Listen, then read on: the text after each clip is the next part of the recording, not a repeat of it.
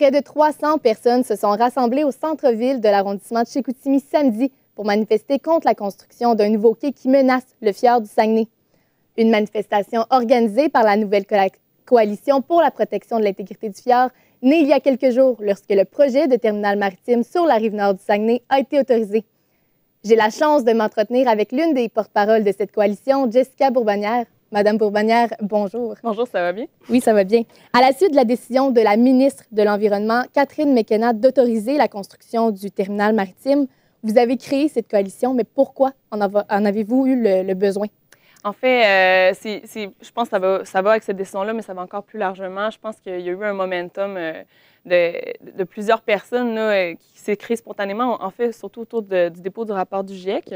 Donc, ça a été un peu un moment où les gens qui ont parti le mouvement de la coalition se sont rassemblés pour, un peu avec les mêmes préoccupations par rapport à l'urgence climatique, aux données qui étaient sorties des scientifiques, et là, plus spécifiquement aux enjeux régionaux qui étaient le projet de Métaux BlackRock, Ariane Phosphate et puis GNL, Énergie Saguenay. Et puis, pourquoi vous vous inquiétez justement de l'arrivée de ces projets-là? Est-ce qu'il y a une raison particulière? Bien, on s'inquiète, en fait, surtout parce qu'on trouve que l'information n'est pas assez partagée. Donc, c'est un peu l'objectif de la coalition pour l'instant de sensibiliser la population ou de rendre cette information-là accessible. C'est des décisions qui ont été prises au niveau des paliers gouvernementaux qui ont des impacts majeurs tant sur l'environnement, la santé des populations, l'économie locale, du tourisme d'aventure, entre autres. Donc, on aimerait avoir accès aux informations pour qu'il y ait vraiment une adhésion de la population. Là. Puis là, justement, vous me parlez de l'industrie touristique. Avez-vous peur que ce soit touché directement? Je ne voudrais pas m'avancer. Je sais qu'il y a des gens qui travaillent sur le dossier en ce moment, mais c'est sûr qu'une augmentation massive de transport de méthaniers et autres sur le fjord, ça a un impact. On parle aussi de 3 ports. Donc, en ce moment, on en a déjà un à la baie, mais on ajouterait une usine de liquéfaction à Grand'Anse. On ajouterait un autre port à L'Anse-à-Pelletier. On ajouterait Ariane Phosphate. Eux autres, c'est un port à Sainte-Rose-du-Nord qui fait 280 mètres de long, 20 étages de haut. On transformerait le paysage du fjord de façon durable. Là, on parle de certains projets là, qui vont mettre des explosifs, tout ça, pour faire les installations. Donc, c'est des changements qui sont majeurs, et avec des choix de sites qui sont dangereux aussi, là, qui mettent en danger autant, qui sont proches. Là, il va y avoir une autre usine de liquéfaction à Jonquière, entre autres. Donc, ils sont proches des populations, qui sont proches de l'environnement. C'est sûr que les touristes sont peut-être moins intéressés à venir voir un port industriel minier gazier avec des oléoducs, le merveilleux paysage du fjord qu'on a en ce moment et qui est unique. Là. Et puis là, on parle du projet de liquéfaction à Jonquière. Vous n'en avez pas suffisamment entendu parler.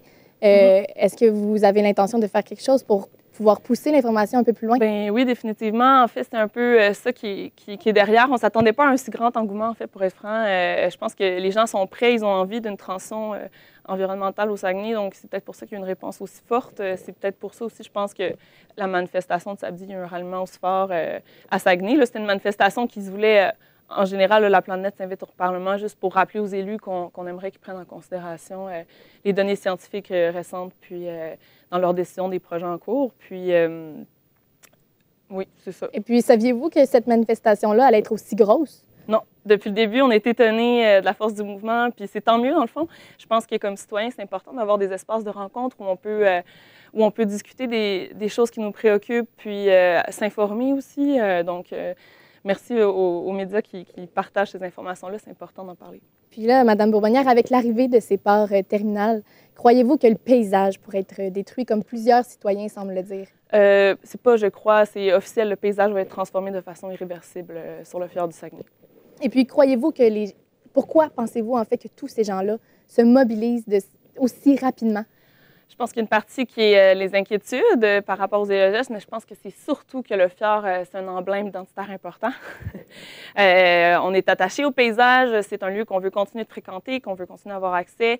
Puis, je pense qu'au-delà de ça, c'est un espace qui est culturel, qui est symbolique, qui est très fort. Puis, je pense que le « touche pas à mon fjord » résonne beaucoup. Il y en a peut-être qui sont plus ou moins concernés par les enjeux des changements climatiques, mais ce qui est sûr, c'est qu'on ne veut pas qu'on touche à notre fjord, puis ça, on est implacable là-dessus.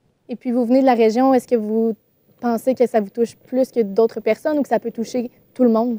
Je pense que c'est des enjeux qui peuvent toucher tout le monde, au sens que c'est des enjeux qui sont régionaux dans le cas de ces 3 projets-là, mais qui vont au-delà de ça. Là, les enjeux des émissions de gaz à effet de serre, c'est quelque chose qui nous concerne de façon nationale au Québec, mais même de façon internationale. Là.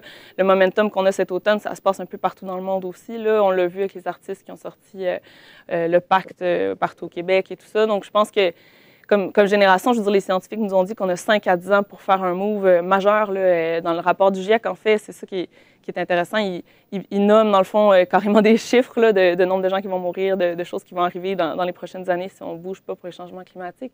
Puis, mais ils offrent aussi des solutions très claires pour les politiciens en place. Donc, je pense que c'est ça qui est intéressant aussi, c'est de réfléchir comment on peut concevoir notre développement régional autrement ou réfléchir à l'impératif économique dans lequel on est déjà installé, de le rediriger vers autre chose. L'exemple que j'aurais, par contre, c'est au niveau de la culture. On sait que pour 1 million d'investissements en culture, on crée des retombées au Québec de 12 milliards de dollars. Non, c'est 1 milliard, 12 milliards, excusez. Puis c'est pareil, c'est inquiétant alors quand on pense les mines privées qu'il y a au Québec, les données qu'on a là, qui sont du devoir, c'est qu'une mine qui va extraire 9 milliards de dollars de profit en privé, elle va seulement donner 100 millions de dollars de redevances au gouvernement québécois. Donc, je pense qu'il y a des questionnements à se poser aussi sur les vraies retombées économiques au niveau de l'emploi que ces projets-là vont amener. Mais merci beaucoup, Mme Bourbonnière. Je m'entretenais justement avec la porte-parole, l'une des porte-paroles de la Coalition de la protection de l'intégrité du fjord, Jessica Bourbonnière. Merci beaucoup. Merci à vous. Mesdames, Messieurs, au revoir.